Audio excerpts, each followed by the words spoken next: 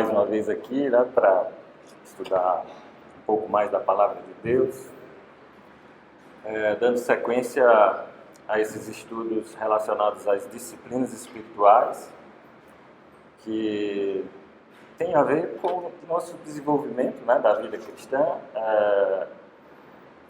que muitas vezes a gente deixa de lado, né? A gente faz a caminhada, faz a corrida, faz a academia, ou não faz nada, né? Mas não esquece de comer comida física,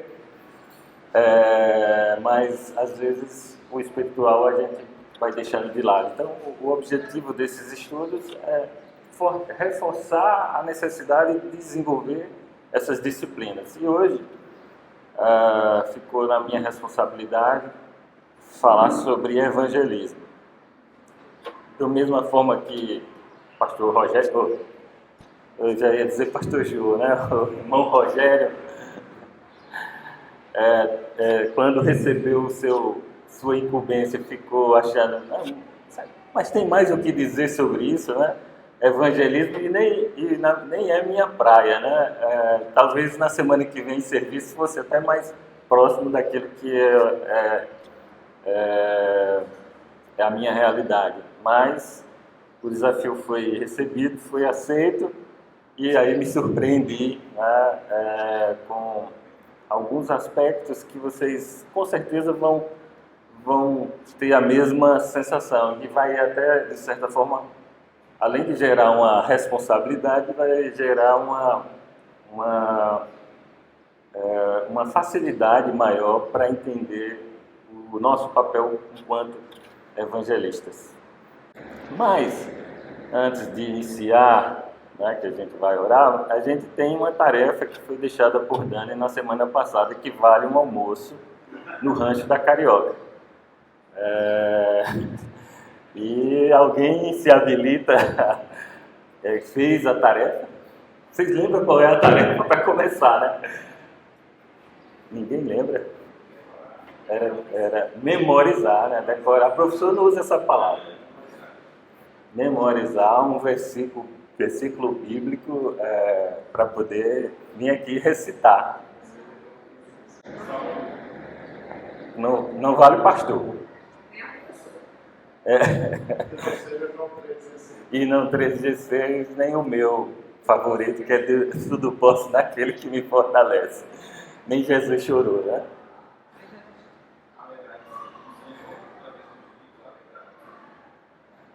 O Senhor é meu pastor.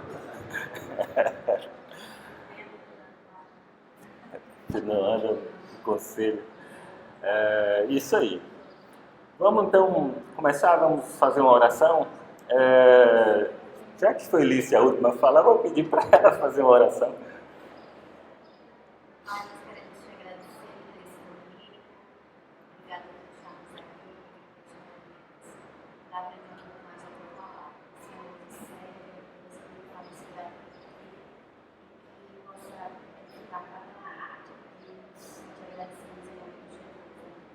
Amém.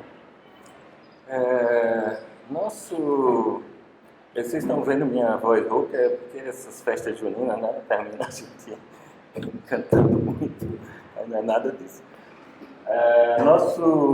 Nosso estudo lá, ele está baseado no capítulo 6 desse livro, Disciplinas Espirituais, do Donald Whitney. E o título completo é Evangelismo com o propósito de alcançar a piedade.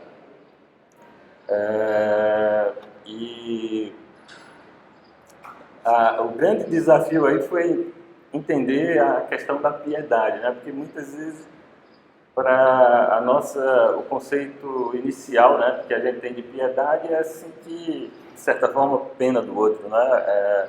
Mas a piedade é um conceito muito mais amplo que diz respeito a si mesmo e ela é expressa em relação ao outro. Então, o evangelismo relacionado à piedade é um dos fatores que é exigido de nós, que está nos 2 mandamentos, no segundo mandamento que Jesus deixou, né? Que é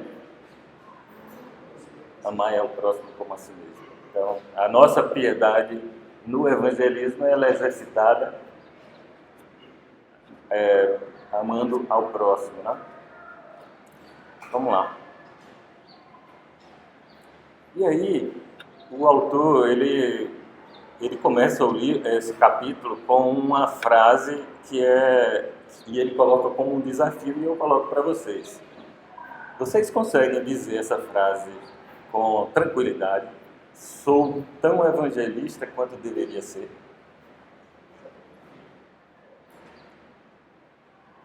Ele já começou assim, eu digo que é chutando na canela, né? Provocando, porque é difícil você ler a frase e se sentir confortável. E ele começa esse estudo falando sobre isso, que apesar de depois do louvor, das coisas que a gente gosta de fazer, né? A segunda coisa que a gente certamente mais deveria gostar de fazer, o cristão, né, é falar de Jesus.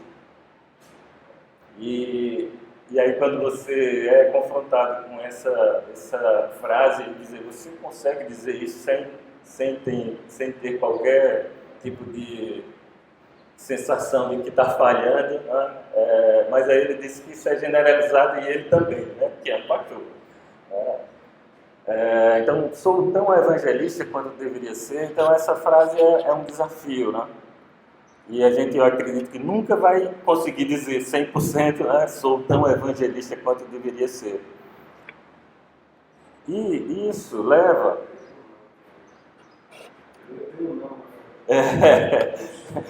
A frase está certa, a gente é que está errado, né? E aí nos leva a os motivos mais utilizados para justificar não evangelizar. O que é que vocês acham? Que motivo você usa para não evangelizar? Eu acho que o mais usado é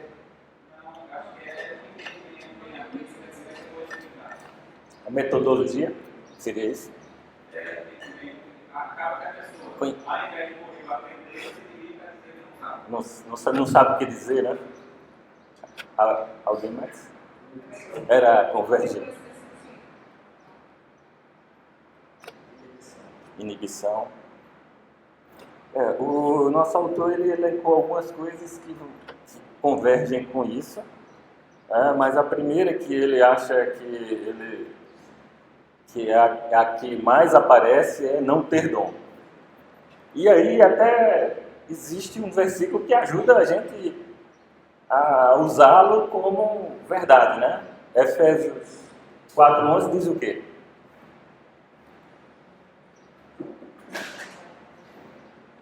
Está falando dos dons. Aí vai aqui. Mas, por favor, quem achar, a leia. Assim ele designou alguns para apóstolos, outros para profetas, outros para evangelistas e outros para pastores. Ora, se ser evangelista é um dom, eu não tenho o dom, estou livre, né? Estou desobrigado, né? E aí a gente vai combater isso aqui lá na frente, né? É uma justificativa. A segunda é não conhecer o método de evangelismo, os métodos de evangelismo ou ser despreparado, né? É o encontro aí do que já foi dito. Mas é óbvio que se você não é um evangelista profissional, né, tem o dom, você não vai ter um método. Evidentemente que vai precisar ter algum tipo de... você desenvolver algum tipo de habilidade que ajude você, não sendo um evangelista profissional, a fazer isso. E a gente lá na frente vamos apresentar formas, né, mas no nosso nível, né, de capacidade, de domínio. Outro que aparece é medo. Né? Medo. E até justificável, né? Muitas vezes está relacionado a não ter o conhecimento, né? Ou às vezes é medo de falar, medo mas está relacionado tudo isso aí. O outro, também, que é muito dito, é a falta de tempo. Não tenho tempo. E isso não serve só para o evangelismo, não, né? Serve para simplesmente você perguntar ao outro como é que você está. Ou às vezes até você até pergunta como você está. Aí a outra pessoa vai e diz alguma coisa e você, como você não tem tempo, você passa para frente, né? Vai para outra. Isso pelo WhatsApp, isso no dia a dia da gente, né? No trabalho. Às vezes você olha para a pessoa, vê que ela não está bem, pergunta como é que está, ela diz, não, tô indo, né? E aí você, pronto, acabou. Quando na verdade a gente ali era um sinal de que a gente deveria parar e dizer, eu posso te ajudar? E aí poderia até abrir a porta para o evangelismo, né? O evangelismo que a gente vai tratar aqui, não essa de você criar toda uma metodologia, né, então é nesse sentido aí do tempo.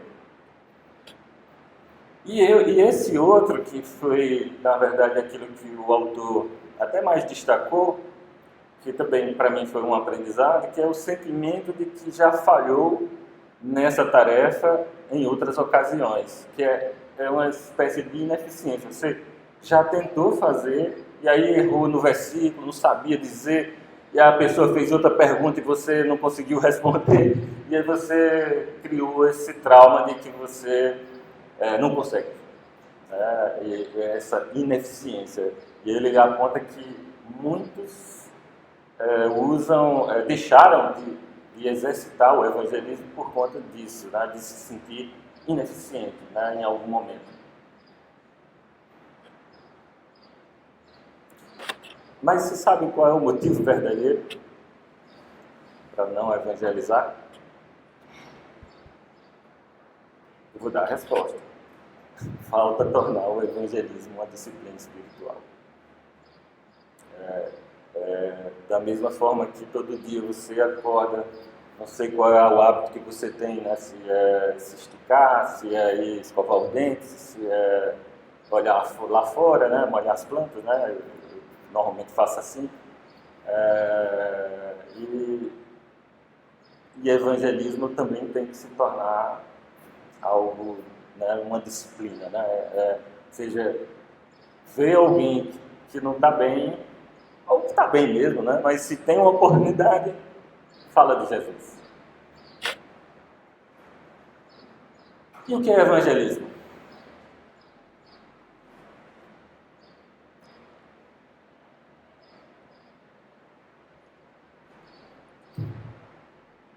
Tá bom, eu vou fazer, eu vou mostrar. Eu vou ficar lá. Essa é a resposta do próprio autor citando o J.I. Packer. Apresentar Jesus Cristo no poder do Espírito Santo às pessoas pecadoras, ou seja, todo mundo, para que elas possam vir a depositar sua confiança em Deus por meio dele, Jesus Cristo, e recebê-lo como seu Salvador, e a servi-lo como seu Rei na comunhão de sua igreja. Quer dizer, realmente é uma resposta que abrange tudo, inclusive joga na igreja também, né? Porque hoje é muito comum você não querer participar de um ambiente coletivo, né? De uma comunidade. Eu consigo servir a Deus sozinho, né? Em casa, sei lá. Mas na proposta do cristianismo, a igreja tem um papel também, né? Então, o evangelismo seria isso aí, né? Apresentar Jesus Cristo, que Ele é o Salvador, mas com o poder do Espírito Santo, né? E a gente vai falar sobre isso, né? Sobre o poder do Espírito Santo lá na frente, e as pessoas pecadoras, para que elas possam vir a depositar essa confiança em Deus, né? E que Jesus é o Salvador e que é salvo, né? Então, veja isso. Mas a gente pode simplificar isso. Comunicar o Evangelho. E o Evangelho, todos nós sabemos. Se a gente se converteu, né? Se nós aceitamos Jesus como nosso Salvador, se a gente olha para João 3,16 e entende aquilo, né? Porque Deus amou o mundo de tal maneira que deu o seu único Filho para que todo aquele que nele crê não pereça, mas tenha a vida eterna. Pronto, você já aprendeu qual é o Evangelho, né? Isso vai de Gênesis a Apocalipse. Ali eu resumo. Por isso que João 3,16 é aquele que a gente não tem como deixar de entender, de memorizar, né? Essa assim, não é nem uma obrigação, é essência, né? Você não pode ser cristão sem conhecer. Então, é comunicar o Evangelho, ou seja, falar de Jesus a alguém. E aí, pode ficar mais simples ainda. Testemunhar. Porque se isso falou com você, se isso aconteceu com você, você só vai dizer o quê? Eu era assim, e desde que eu conheci Jesus, desde que realmente eu entendi quem Ele era, como Ele desejava que eu queria ser, que eu deveria ser, isso mudou a minha vida. Normalmente a pergunta que vem para a gente, né, Patrícia, é: por que você é feliz? Ou por que você está sempre bem, né? Mesmo tanta dificuldade? Ou coisas assim. É claro, a gente nem sempre está sempre bem, né? Mas a gente normalmente deve encarar a vida de uma forma mais otimista, né? Mais em paz, né? Acho que a felicidade de crente é paz, né? Ser feliz para o crente é de sentir paz, e a paz que excede todo entendimento, que é a paz de Deus, né? Até aí, tudo bem?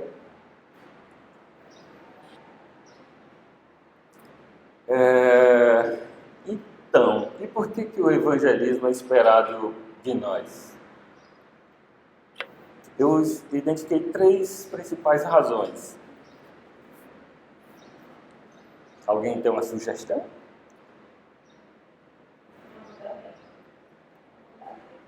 Mandamento. Esse eu deixei por último, porque esse é o mais importante. Mas é isso aí. Onde é que está esse mandamento? Pegou, né? 28. É a grande comissão. Já resumiu aqui. A gente vai falar por último dela, mas tá certo. E essa era todo mundo tem que estar na ponta da língua, né? Ide por todo mundo. Mas a gente vai começar por uma coisa mais desafiadora, que também falou comigo. Lá em Mateus 5, 15 e 16 tem um texto que parece que não tem nada a ver com o evangelismo. E aí, pá! E também ninguém acende uma candeia e a coloca debaixo de uma vasilha. Pelo contrário, coloca no lugar apropriado. E assim ilumina todos os que estão na casa. Assim brilhe a luz de vocês diante dos homens, para que vejam as suas boas obras e glorifiquem ao Pai de vocês que está nos céus. Isso é evangelismo. Isso é um motivo para a gente evangelizar. Não adianta só você ter luz. Precisa brilhar. Tá? Estou luz, mas estou dentro de casa, estou escondido na minha sala, né? Não falo com ninguém, não expresso, não digo que Jesus mudou a minha vida. Né? E aí está descumprindo uma das razões para evangelizar. Ou seja, basta você brilhar. Mas não é brilhar para encandear os outros, né? Não é para passar por cima dos outros, não é isso. É brilhar, simplesmente brilhar. E isso é colocado por Jesus depois das bem-aventuranças, né? Ele diz todas as qualidades que um bom cristão deve ter, e aí ele termina dizendo assim: assim brilhe a luz de vocês diante dos homens, para que vejam as suas boas obras e glorifiquem ao Pai de vocês. Ou seja, não tem nem como a gente escapar disso, né? Se você tem luz, vocês já entraram num lugar totalmente escuro. E eu tenho dificuldade de dormir com luz, né? Então, por exemplo, até aquela luzinha vermelha da televisão, né, o LEDzinho que fica aceso, se eu ficar olhando para ela, eu não consigo dormir. Então, porque uma faísquinha, um pouquinho de luz num ambiente escuro faz diferença. Né? alguma coisa você consegue ver, né? Você não conseguia ver nada no escuro. Então, é essa luz. Pode ser a luzinha mais fraquinha que você acha que é, né? Que não é. Mas tem que brilhar. Ou seja, eu acho interessante que a ênfase aí nas boas obras, né? Sim. Porque muitas vezes a gente pode estar falando, evangelizando, mas Tem que as estar. desmerece aquilo que a gente está falando. E a gente, pelo contrário, em vez de evangelizar, a gente, na verdade, afasta. Está afastando. E o que ele está dizendo lá, bem-aventurança, são questões bastante Sim, exige da gente uma morte diária. Nas É. várias situações que a gente Quer entender isso, leia antes, né? As bem-aventuranças, que é pobre em espírito. Né? Pobre em espírito é o quê? É que você não se acha, né? Matou o seu ego. Né? E aí você se abre para que o Espírito de Deus haja na sua vida e as outras coisas mais, né? É isso. E aí, porque o evangelismo é esperado de nós, aí ele deve ser. E aí ele reforça que espontaneamente é diferente de intencionalmente. Né? Esse é um ponto que a gente vai, que é, digamos, a essência de todo esse estudo, né? Que às vezes a gente quer só deixar que aconteça espontaneamente, e acontece. Às vezes, uma situação lhe permite você falar de Jesus, né? Espontaneamente, você nem procurou. Mas o desafio é dar um passo a mais, é que seja intencionalmente. Não basta somente viver o Evangelho, é preciso comunicá-lo também. Né? Está por trás dessa questão do brilhar. Você é luz, mas precisa brilhar. E não brilhar embaixo da candeia, né? Em cima, né? Não escondido. Né?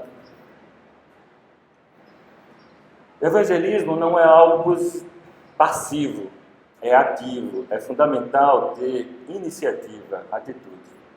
Então, digamos, são as duas primeiras lições aí, né? Você é luz, precisa brilhar e tem que ser intencional, tem que ser ativo, você ter atitude, né? Você desejar fazer. Na verdade, saber que é sua obrigação fazer, e eu vou fazer um outro link mais na frente, né? Com o amor ao próximo.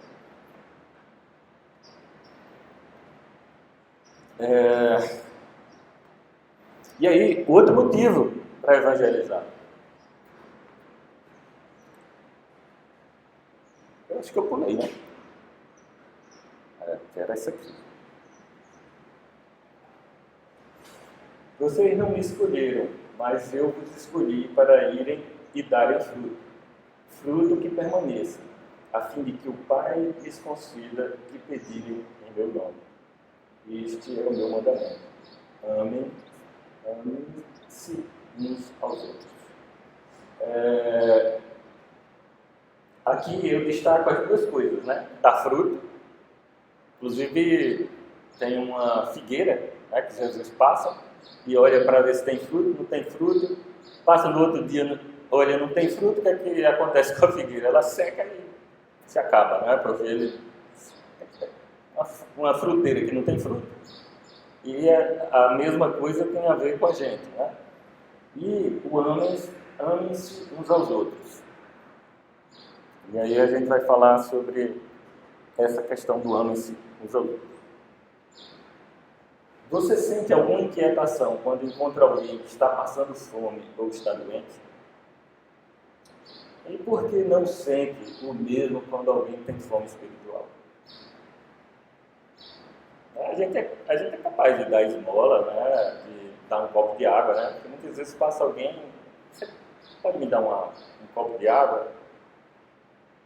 Mas e a fome espiritual que pode levar para o inferno, né?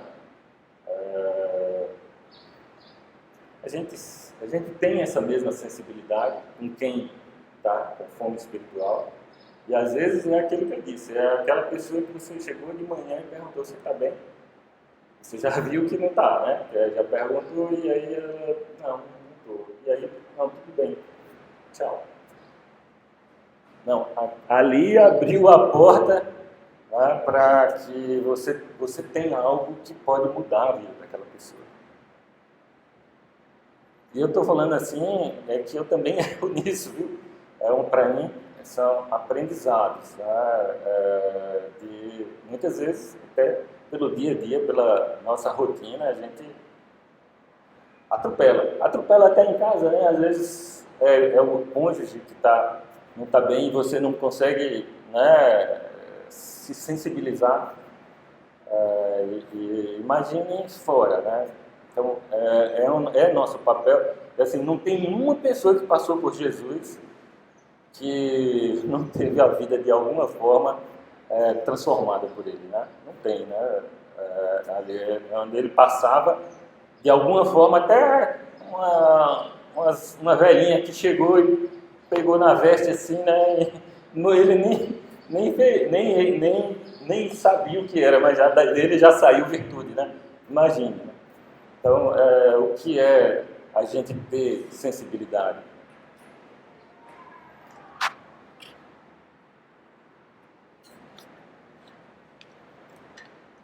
Evangelizar alguém é ter piedade ou amor ao próximo. Então, aquele link com a piedade, que é o subtítulo, né, desse estudo. Evangelizar é uma disciplina que leva à piedade, né? E a piedade, nesse sentido, é com o próximo, é o amor ao próximo. Então, os dois mandamentos, o mandamento, né, amar a Deus sobre todas as coisas e ao próximo como a si mesmo. Ainda tem o si mesmo ali, né? Que você não se ama, né? Mas é amar o próximo. E amar o próximo implica em se preocupar com a vida espiritual dele, com o destino dele no porvir. Então, se você recebeu essa bênção, se você descobriu, né, você passou a ter uma relação com Jesus,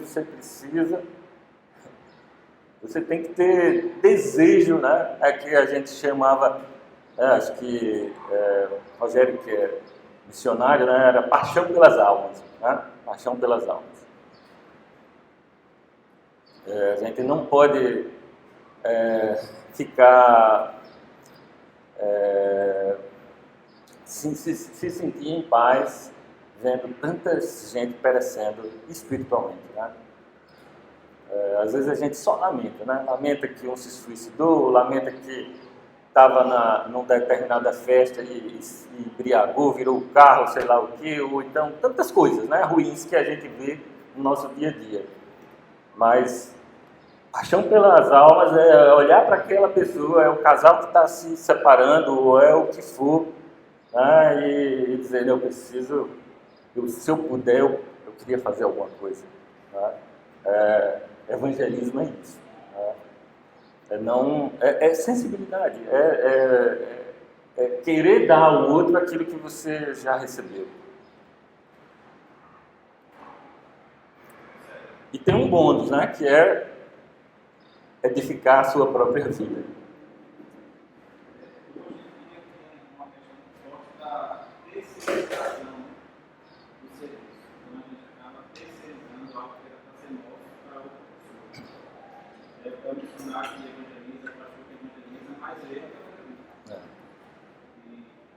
Se a gente tem, você quer colocar no próximo ponto da palavra, Sim. tem um mandamento. Se eu não cumpro com esse mandamento, eu estou E você falou do mandamento, eu ia colocar justamente agora. É ordem de Jesus. tá? Se é uma ordem, eu não cumpro uma ordem, eu estou pegando. Tá? Mesmo que eu percebi, se eu sempre estou fazendo o meu papel, eu estou pegando. E vale lembrar também que evangelizar é trazer para a igreja. Trazer para a igreja com ódio, para ouvir a palavra, mas eu convido com uma pessoa assim, não estou no trabalho, eu estou Jesus, uma filha, está trazendo para a igreja, então. E às vezes nem isso, né? Sim. E a gente vai focar um pouco isso já nas formas de evangelizar, evangelizar para não evangelistas. Inclusive é o título que eu coloquei lá. Evangelismo para não evangelistas. Para não deixar dúvida de que é para a gente. Né? Mas então é uma ordem de Jesus, aí Mateus 28, 19, não precisa abrir não. Tem até um que eu já separei aqui, Marcos 16, 15, Lucas 24, 47, Atos 1, 8, se vocês tiverem dúvida que é uma ordem. Aí Jesus voltando, depois que ressuscitou, ele encontra com os discípulos lá numa casa, e aí ele diz assim, novamente Jesus diz, Pai seja com vocês, assim como o Pai me enviou, eu os envio.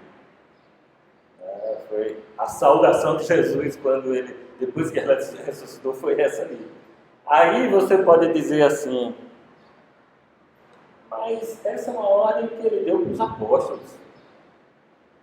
Eu também às vezes pensava assim, aí vem Pedro e acaba com isso. Ele diz, vocês, porém, são geração eleita, sacerdócio real, nação santa, povo exclusivo de Deus, para anunciar as grandezas daquele que os chamou das trevas para a sua maravilhosa luz. E aí já não é para os apóstolos, é para mim e para você. Né? Geração eleita, povo exclusivo de Deus, para anunciar as grandezas daquele que os chamou das trevas para a sua maravilhosa luz. É forte, né?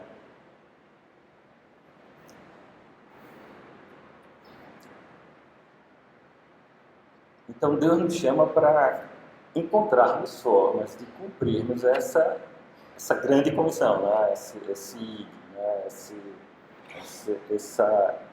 esse mandamento. E mesmo que hajam limitações, né? Eu não conheço a Bíblia, eu não sei tudo, se você foi alcançado.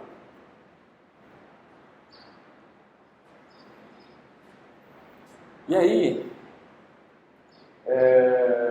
eu vou trazer, sintetizando aqui, porque evangelizar, né? Estejam sempre preparados para responder a qualquer que lhes pedir a razão da esperança que há em vocês. Também é Pedro quem diz isso, 1 Pedro 3,15, né? Ou seja, do mesmo jeito que ele disse que a gente precisa anunciar, né? As glórias, né, de Deus, as grandezas de Deus, você tem que estar sempre pronto para responder a qualquer que lhes pedir a razão da esperança. Da esperança. Por que você encara a vida diferente? Por que quando alguém morre você não se desespera? Né? Por que tudo está caindo aí, o mundo está virado de cabeça para baixo e você continua com a esperança? Porque a nossa esperança é eterna. Né? Então, tem que estar pronto para responder.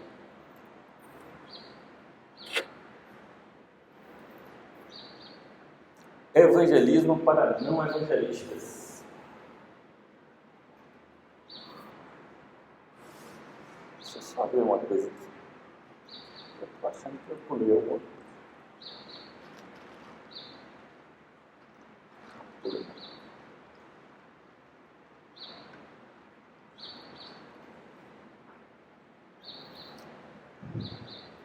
Para simplificar, né? Sabe uma pergunta que abre a porta? Por qual motivo posso orar por você? E eu, depois que eu li o texto, eu fiz essa experiência. É assim, você recebe alguém que está nitidamente com um problema, às vezes até vem falar de um problema. No trabalho existe essa oportunidade, e aí você diz, posso orar por você? E eu não fazia isso. Ali abre uma porta.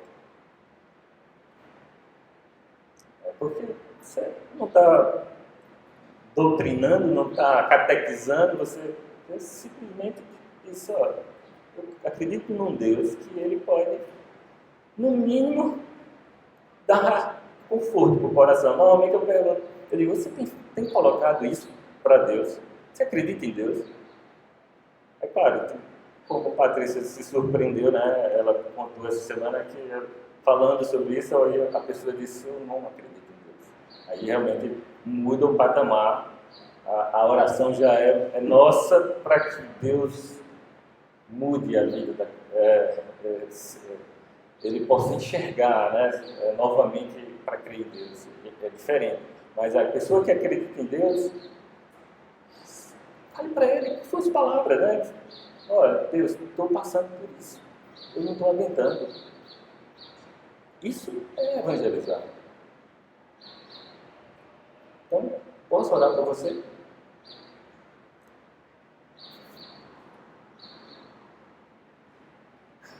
Procurar estar com descrentes. E aí aquilo do intencional, né? Não é... Acontece, né? Você vai conviver e tal, mas se trabalhar para ter essa possibilidade de estar com pessoas que não creem. Né? Você é ativo. Né? Isso é evangelizar sem ser evangelista. Abrir o lar para os vizinhos.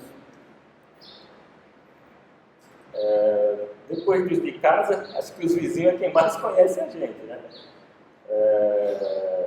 No mínimo o lixeiro, né? Que o lixeiro passa, coleta o lixo e sabe alguns dos hábitos, né? Mas assim, é alguém que está próximo ali. E não precisa ser, hoje eu chamei aqui para falar de Jesus. Não é isso. Pode até ser, mas não necessariamente começa por aí. Né? Abrir portas, né? Inserir na conversa com os colegas de trabalho ou da escola questões espirituais, intencionalmente. Está falando de não sei o quê, mas em algum momento você se disciplina para inserir algo que vai falar de Jesus. E sempre há essa porta, sempre. Sempre é possível você fazer essa inserção. E, claro, sem confronto, sem meu Deus é melhor do que o seu, ou minha religião é melhor, nada disso, né? Às vezes é muito isso. Como aquilo, naquele mesmo problema, como foi diferente você tendo Deus ao seu lado, ou Jesus ao seu lado. Né? Então, é isso. É intencional. Ou seja, todos nós aqui temos colega de trabalho, temos vizinho, temos colega de sala, né, de escola, e conversa, não é possível, né? Não sei o que a gente... Então, sempre há uma oportunidade. E se você colocar isso no seu coração, na sua mente, né, que precisa aproveitar, sempre que tiver essa... Às vezes tem aqueles debates, né, ali, tal, você tem que inserir.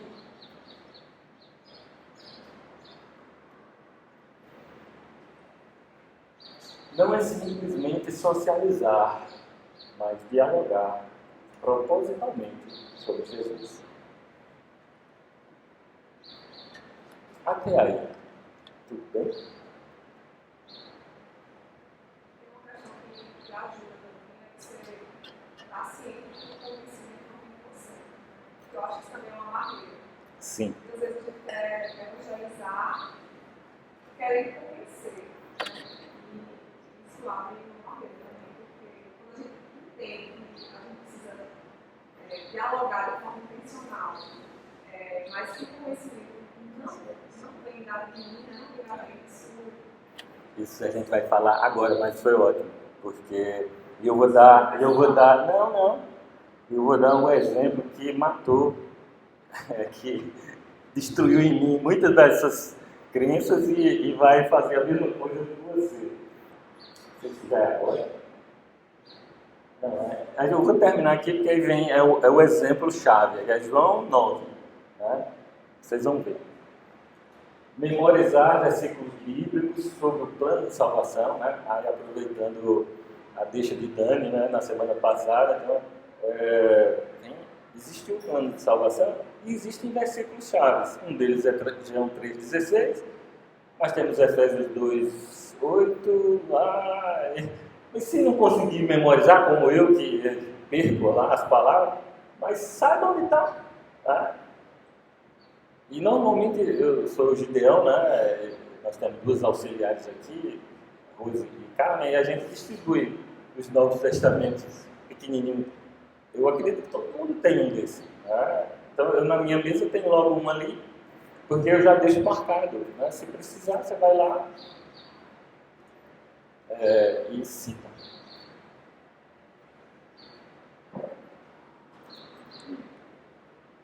Buscar desenvolver os dons de serviço e o dom de comunicação.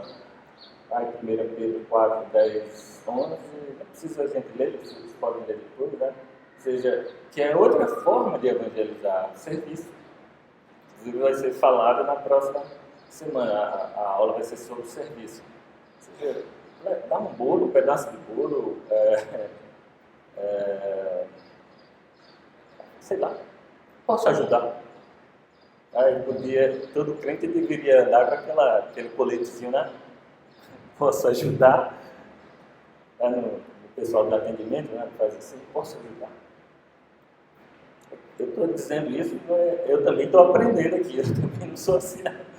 É difícil.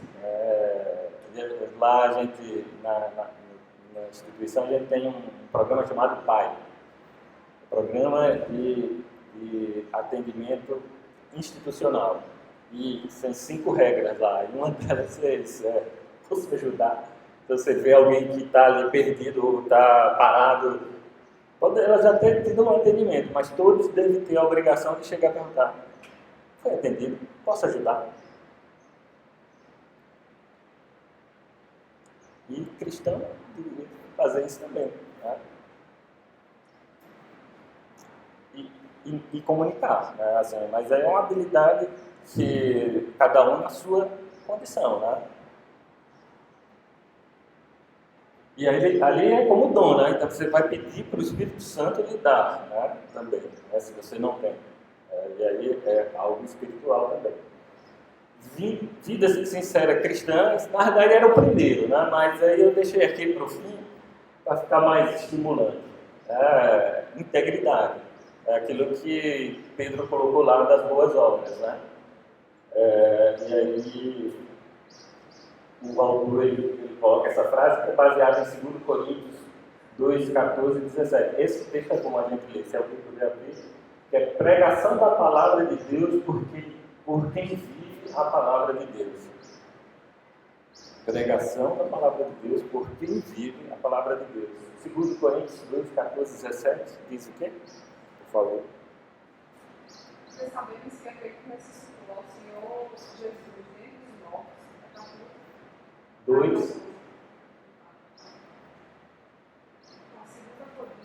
2, 14 e 17.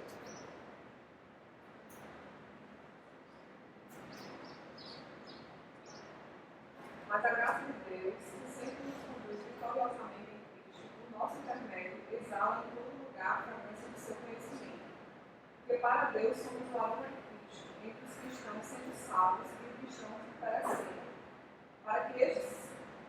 Para estes somos cheios de morte, para aqueles fragrância de vida.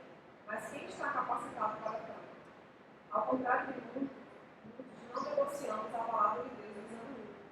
Antes em Cristo, falamos diante de Deus com sinceridade, como homens enviados por Deus. Aroma, né? O aroma. Vocês já entraram num lugar que é cheiroso? Tem algum odorizador, desodorizador. Já pensou você chegar num lugar e você ser isso, né? Ser o aroma de Cristo. É isso aí, né? Essa vida cristã sincera. As pessoas olham e vê, tem alguma diferença. E aí não se orgulhe também disso não, né? Porque eu sou diferente, né? Eu sou melhor, não é isso. Até porque aí já não é mais não tem mais integridade. E aí, outra que ajuda para aliviar, né, ou pelo contrário, né? Evangelizar também é educar os filhos, tá? Segundo a instrução e o conselho do Senhor. Então, primeiro evangelismo que você vai exercitar é em casa, com os filhos. Ainda tem Efésios 6,4, mas vocês podem ver depois. O tempo está indo, né? Mas a gente já vai caminhar para o fim.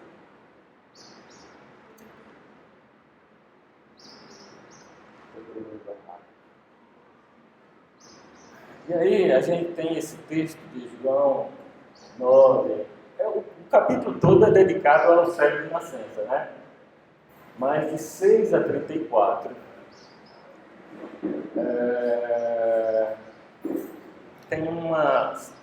acontece uma situação assim que desmistifica e destrói na gente qualquer argumento para nosso preparo, para tudo mais. Se alguém puder ler, eu sei que é longo, mas é porque simplesmente muda a forma de encarar essa história do Evangelho. Tá vendo?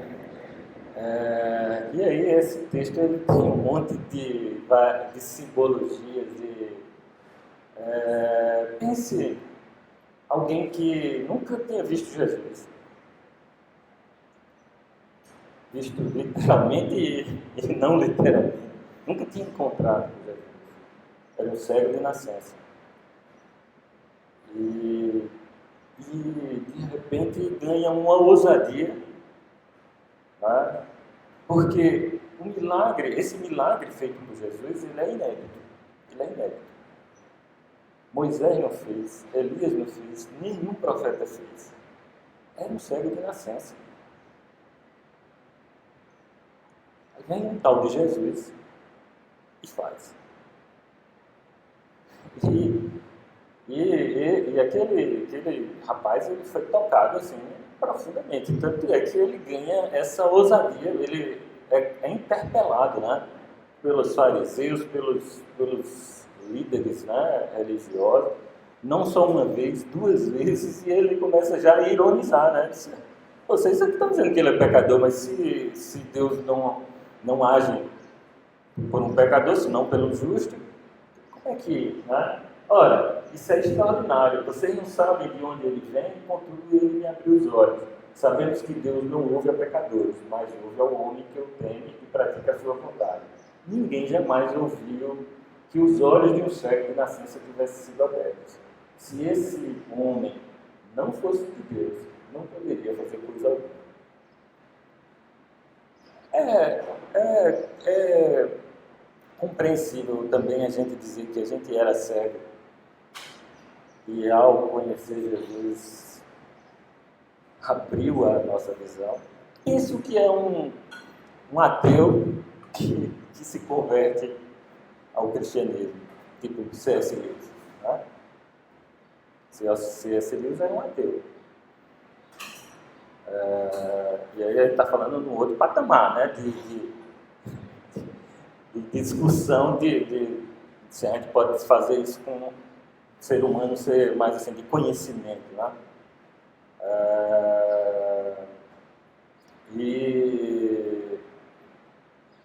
E aí você tem essa ousadia imediato, né? Os pais até dele tiraram por fora, né? Eu sei que ele era cego, ele nasceu cego, é nosso filho, mas ele tem idade suficiente para responder, né? Porque senão ele ia ser expulso ou alguma outra coisa, ser castigado, né? Porque uma chibatada, né? 40 chibatadas, quem falasse alguma coisa aqui. Ele responde, e ele manteve. E aí é capaz de dar um testemunho desse aqui. E às vezes é só pergunta, por que você está sempre assim? O colega, né, que faz isso, por que você está diferente? O autor do livro, ele até cita isso, um exemplo dele mesmo. Ele, na faculdade, ele tinha um amigo e ele orava para Deus, e esse amigo se dizia ateu. E ele orava para que Deus tocasse na vida dele, e ele disse que no último ano esse amigo chega para ele e diz assim: por que você é assim, tão feliz, tão bem com a vida? Eu não lembro bem a frase. E aí ele disse que não soube o que dizer. Não disse nada. Não era nem uma janela, né? Era um portão que abriu assim. Ele orou para aquilo e ele não conseguiu dizer. E eu entendo isso porque acontece comigo também. Mas o cego não teve isso, não. Ele foi lá e nem conheço, não sei nem quem era, mas eu sei que ele mudou a minha vida. E ele sabia que ninguém nunca tinha sido curado. Que é uma mudança de paradigma. Tá? Os outros e Jesus. Porque eles diziam, ele é um profeta. Mas nenhum profeta fez o que ele fez, então ele é o Filho de Deus. Esses sinais é para dizer que eu sou o Filho de Deus. E, na verdade, eu sou Deus. Tá? Jesus estava dizendo isso aí. E isso fala lá e fala conosco hoje. Tá? Bom, alguém tem dúvida que é nossa obrigação evangelizar e que não tem desculpa? Eu também fiquei assim. Vamos lá para a conclusão, que o tempo acabou.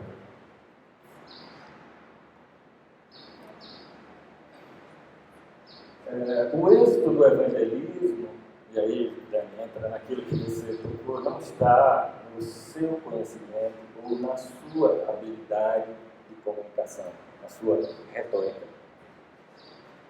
Não se iluda.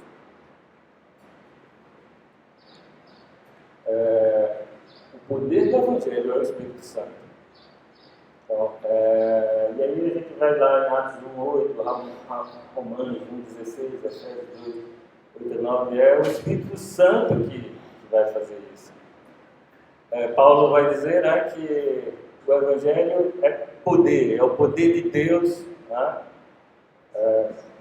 para a salvação de tudo aquilo que nele crê. Não é você.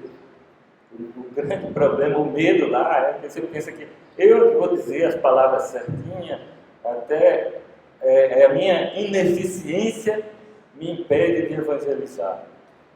Não, por você falando o texto errado, é melhor que você fale certo, né? Mas se falar errado, se o Espírito Santo estiver agindo, vai acontecer, porque o Evangelho é poder de Deus.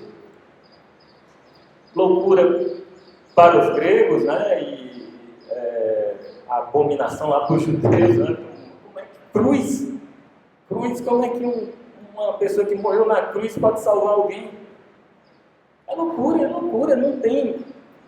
Às vezes eu vou para o meu lado racional e penso nisso. Por que eu não acredito nesse negócio? Já aconteceu de duvidar. A história da salvação, do ponto de vista de história, é uma novela. Sim. E é tratada assim. Tá? Nós vamos ter, se Deus quiser, né, em agosto, um encontro. E o maior desafio que Isabel já colocou para mim é falar sobre antropologia, que é a doutrina do homem. E começa com a criação. A dificuldade está em transformar em coisas simples umas coisas complicadas, como evolucionismo e cristianismo. Cristianismo ou criacionismo. Que a gente incorporou esse negócio. Né? A gente é capaz até de defender mais o evolucionismo do que o criacionismo ou o cristianismo. Né? Porque é uma loucura. Mas é o poder de Deus. O Evangelho é o poder e ele é o Espírito Santo que tem esse papel. Nas palavras de Donald Whitney, o Evangelho é o poder de Deus para a salvação e não o nosso próprio poder de eloquência ou persuasão. Não é a gente. Isso já tranquiliza, né? E aí, não podia deixar de fazer o desafio, né? Já que o evangelismo é uma disciplina, você não planeja evangelizar? Você está disposto a obedecer a Jesus Cristo e começar a testemunhar intencionalmente? Não precisa responder para mim. Alguma dúvida?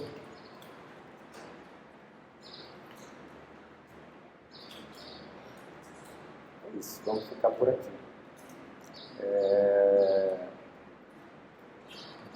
Realmente, lá no início, quando eu recebi, eu achava que ia ser chover no molhado, né? Mas para mim fez muita diferença.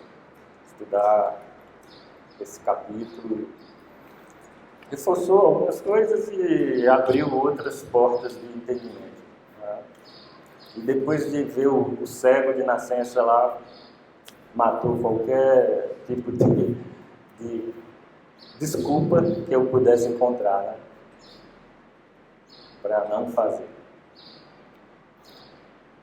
Bom, vamos agradecer então.